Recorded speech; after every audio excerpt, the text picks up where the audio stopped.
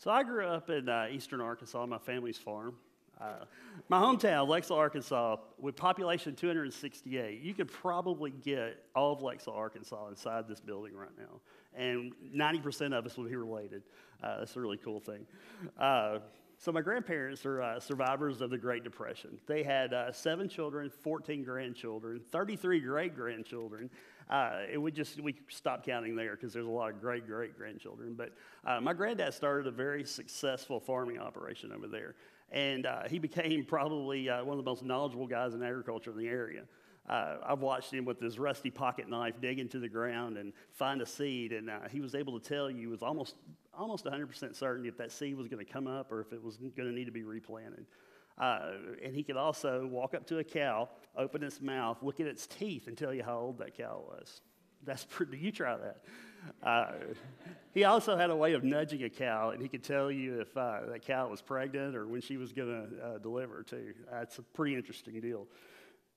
Growing up on the farm, as you can see, I was probably one of the early pioneers of farming without pants. I still like to do that, but it's frowned upon. Growing up on a farm, I learned a few things about being a farm kid. One of those things is that you're not going to always have your dad at your ball games, and your dad doesn't work the typical 9-to-5 job. Depending on the season, you may not see your dad for a few days because he gets in way after you've gone to bed, and before he's gone, way before you get up in the morning, especially if you're a teenager. But you learn to accept that early on, and you just kind of roll with it. I don't hold any grudge or anything, except for maybe that summer my dad let my mom put me in ballet or something. That didn't work out either, as you could tell. My early intro into farming was, as a business, was probably in the 70s. And it was at a time when farming was really, really going well. Farmers were having great yields. There was a lot of demand for U.S. grain. Europe was having a couple of bad years as to where we were having good years. The markets really reflected that. And what happened was the prices went up, and farmers, started growing wall-to-wall crops. They increased their production tenfold. They planted everything they could in wheat, corn, soybeans to meet the growing demand. Well, one of the largest buyers of U.S. grain at the time was the former Soviet Union. And, they just couldn't act right, so they invaded Afghanistan. And what happened after that was, there was a lot of political tension. And at the time, the government decided the best thing to do was to embargo the Soviet Union. So just about overnight, the largest buyer of U.S. grain was gone. The markets adjusted, and before we knew it, the crops were, farmers couldn't get anything for this huge surplus of grain that they had. And it was devastating. A lot of farmers weren't able to pay back their loans. Their farms were foreclosed upon. It was just a way that farmers worked their hearts out, and then at the end of the day, they were losing their farms at an alarming rate. Farmers finally got together and they said, "Look, we got to do something. We need to go to Washington. That's what we need to do. We'll get their attention, and we'll work something out with them, because surely the government doesn't want us to fail." Well, farmers decided the best way to do that was on their tractors. And so we literally, I can remember this, I was a 7-year-old kid, got on the tractor with my dad, big tractor. We took out on the highway. We met all the other farmers from the area out on Highway 1. And it was the largest traffic jam you've ever seen in your life. But we were booking it all the way to D.C., man, at about 15 miles an hour. So you can imagine what that looked like, But farmers eventually got there, and they negotiated with the president and then the ag secretary at the time, Mr. Bergman, and they got 2 things awarded out of the whole deal. One of them was crop subsidies were improved so that farmers were actually getting more and getting help from the government to grow these crops, and also it keeps food costs down at the end of the day. Another thing was, and if you can imagine this, crop insurance. Farmers had no insurance until the 70s, if you can imagine that. They're always the last to have things. Unfortunately, the help that they did get, though, was a little bit too late for a lot of farmers. And the problem was that they had carried over their notes for so long, and banks just didn't have any choice but to foreclose upon the farms. It's a very unfortunate deal. Willie Nelson formed something called Farm Aid. You may remember that with John Mellencamp. Farmers, in addition to what the problems we had in the 70s, we also have certain things to deal with, such as climate change. I mean, let's look at the droughts and the flooding that we've had here recently. Even in Arkansas, we've had the Arkansas River, way past its banks. And then also the rising cost of production that we have to deal with these days. Equipment, seed, fertilizer, these things all cost a tremendous amount of money. We've also had, a lot of loss and theft because equipment cost is so expensive. You could easily drop $500,000 on a combine and a tractor, and, before you know it, you've got a ton of money tied up in your yard there. So theft has really became a big deal. We also have some very unfair markets and a lot of trade disadvantages. Farmers don't get to set their prices as to where retail people would get to set their prices and all that. Farmers basically rely upon, in Chicago, analysts, guys that have never had a pair of work boots or stepped foot on a farm in their life, get to control the prices that farmers get for their grain. And they have no idea what goes into production. One alarming thing that we've uncovered in the last few years is that farmers have the second highest suicide rate in the nation, by profession. That's a little hard to stomach as well. Let's look at equipment costs here. So in 1972, you could go to the dealership at town, the John Deere dealership, and you could purchase a 40/20 tractor. That dude would cost you around 10 grand, okay? Didn't have a cab, didn't have air conditioning, didn't have a CD player like they do now. But around 10 grand, you're going to invest in that tractor. Now let's look 42 years later. Now I'm 42 years old too, so I can sympathize. This tractor has a little rust on it, and I mean, just basically it's been rode hard and put up wet. That tractor is going to cost you around 17 grand right now to purchase. The same exact tractor with the wear and tear on it that 42 years of hard work. Tractors and combines right now. I mean, you're looking at $1 million right there. My wife and I were recently on the farm. We were looking around the lot and showing my son the tractors and everything, and we just simply added up in our head. There's a little bit over $2 million worth of equipment sitting within our proximity. It's just mind-boggling how expensive it is to farm these days. My cousin and I, people steal things.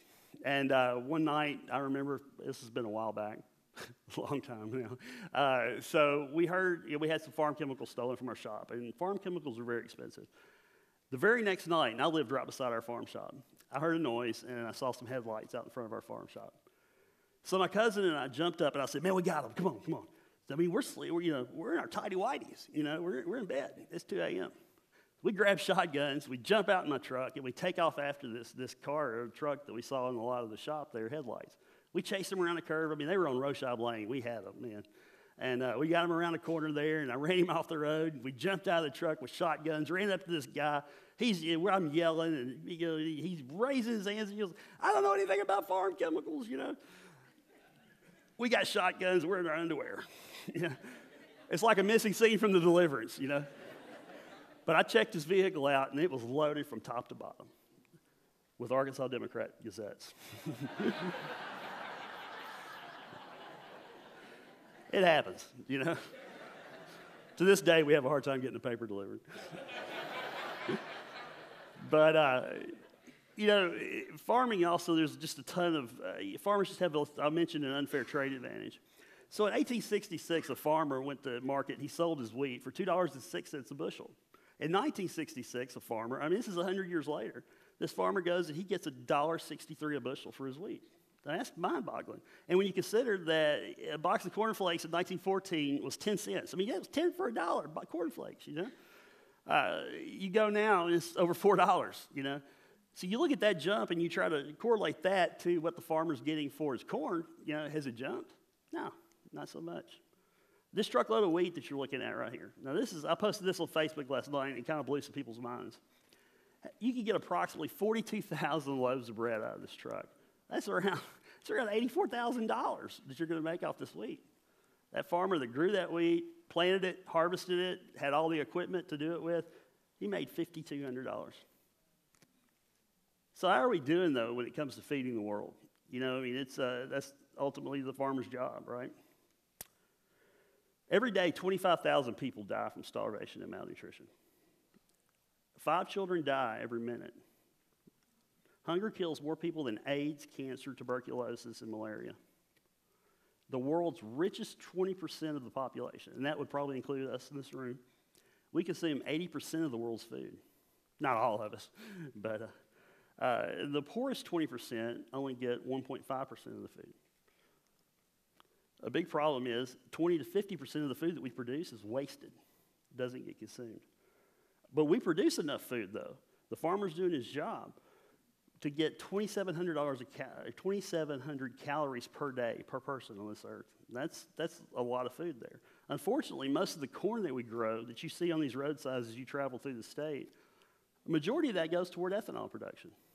A lot of it goes toward corn syrups that, I guess we don't use sugar anymore, but a lot of it gets exported. But the majority of that also goes toward feeding our cattle. But you know that Arkansas is the leading rice producer in the United States? And we have been for a while, and it's not even really close. I mean, we're way ahead of everyone else. It's a good thing that we grow all that rice, though, because the United Nations has released a report saying that by the year 2050, we're going to have 9 billion people on this earth. Currently, we're at around 7.2. So that means in the next 50 years, now imagine this, we're going to have to grow more food than we have in the last 10,000 years to feed the world at our current situation. To add on to that, we've got food, water, and energy problems, shortages that are creating civil unrest already in parts of the world. Do you remember Arab Spring? That was actually part of the reason for that. I mean, it's the perfect storm, and we're going to have a serious problem on our hands if we don't address this. We have to accept the challenge immediately to address this problem. We've got to reduce waste.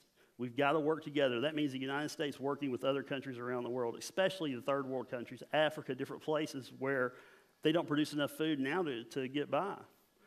The 6 of the last 11 years, we've consumed more food than we've actually produced.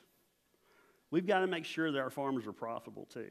We can't have these farmers going bankrupt or committing suicide because they're barely making ends meet. In some places, like in Canada, it's not uncommon to see a farmer that has 2 jobs just to grow food. We also have to embrace technology and increase our production by doing that. And I'm going to touch on a few technologies that we really need to get on top of. But we also need to change the way we live today, too. We need to rethink things. We need to rethink our automobiles. We need to rethink the way we power our homes. And we've got to support innovation. We've got a lot of ag tech startups. I was recently in California, and I met with a lot of them. And there's a ton of innovative ideas that are going to help us work toward our initiative in 2050 to feed the world. Automation, robots, drones, crop sensors. I mean, these things are paramount. We're going to need these things. We've got John Deere has currently got a tractor in production right now that doesn't need a human. I mean, this thing basically drives through the field, uses satellites, it tells it where to go. This is the way to go. That guy can work 24 hours a day. You don't have to feed him lunch, Robots are picking crops right now in some places around the world. We've also got drones now that can fly over crops, do mapping, do all types of sensor work, and they can also apply aerial applications too at some point down the road. But there's a lot of hurdles there. The FAA and several other agencies are really wanting to make sure we control that and regulate that before it gets out there, because everybody knows the drones could take over. If they've seen Star Wars. We also have crop sensors. There's a technology called an Arduino card, an open source technology is behind the 3D printer, the Hadron Collider, and a ton of innovative things that have came out. We can put those crop sensors in the ground, and it can send a tweet to the farmer or even a text message and tell him, hey, I need water, I need nitrogen, or hey, bugs are eating me up, These sensors are very, very important. We also need some really good grain storage solutions, like in third world countries where they can get out there and store their grain securely, safely, without any waste. We're also going to have to embrace GMO and BT technology. GMO helps us to have a higher yield, lower cost of production, and it also, let's take this year in Alabama, we had a farmer that had over 600 bushels of corn in a test area. That's unheard of, but they're able to do that now. And that wasn't on a large scale, but that was in a small test plot. BT technology actually helps the plant to naturally repel insects. We also need to rely on things that we're already using. Let's take, for instance, GPS, precision agriculture. We're already using those, but we're going to be using those in a much heavier way once we get this automation and all these different things online. It's very important the satellites don't go down when you've got a drone flying fertilizer. It can end up in your living room. With all the connected apps and things that we have now to improve agriculture, we're going to need to have expanded 4G networks everywhere, even in the most remote parts of the country. Like when I go down to the farm, it's hard to get a cell signal right now, but we're going to really have to beef that up once we start putting some of these things online. And then farm management tools. To be profitable in the next 50 years, we're going to have to micromanage like never before. We're going to need to know cost per acre down to the finest percentile. to get things profitable, to help that farmer stay on top of what he's doing. And lastly, we're going to have to thank a farmer. We need to get out there. We need to support these farmers. We need to let them know that what they're doing is great. We also need to get behind these startups, these people that are innovators, and encourage them to help us solve this problem that we have in front of us. I mean, we're not going to get this thing done unless we just start taking action immediately almost. And then lastly, I want to throw a few questions out at you here. How can we produce more food? So if we reduce our dependence on ethanol, let's say that we embrace the Tesla. That's like, I'm a Tesla fanboy right now. If we take the Tesla and we put that thing on the road and we go to Detroit and we put people back to work building these cars, which I'm sure there's a lot of people that would love to go back to work right now, we could use our farmland to do more productive things. Let's take, for instance, the corn that's planted for ethanol production right now. What if we took that out of the way? The University of Arkansas is piloting a program. We're actually growing edamame in the state of Arkansas this year. We've got like 600 acres of edamame. What if we took all that corn out and we put edamame down? Man, it'd be good eating, you know? That's what, at the end of the day, that'd be awesome. I love me some edamame.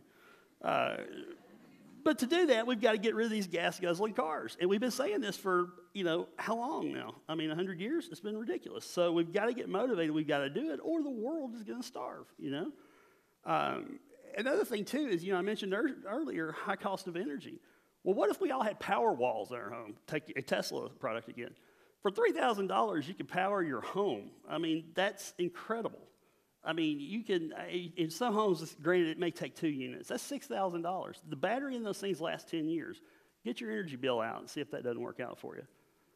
But on a much bigger scale, we could, they've got commercial solutions that are available, too, for, large companies. The cool thing about Tesla was that they made their technology open source. So what that means is they're encouraging competition, saying, come and get us. Let's make a better world. I love that. And that's what, at the end of the day, that we've got to do. So I want to challenge you guys.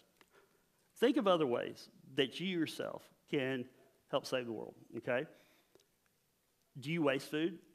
Probably not on the scale that we're talking about. But I bet that you could think of ways to make your food go further, okay? Could you carpool? Could you buy an electric car? What about wind and solar? Is that something that we may think about? So I want to encourage you guys to think about that. And also think about the farmer too. At the end of the day, when you see that guy going down the road and he's pulling that big plow down the road, or if he's in his truck chasing you around in his underwear with a shotgun, give that guy a pass because he's got a long way to go.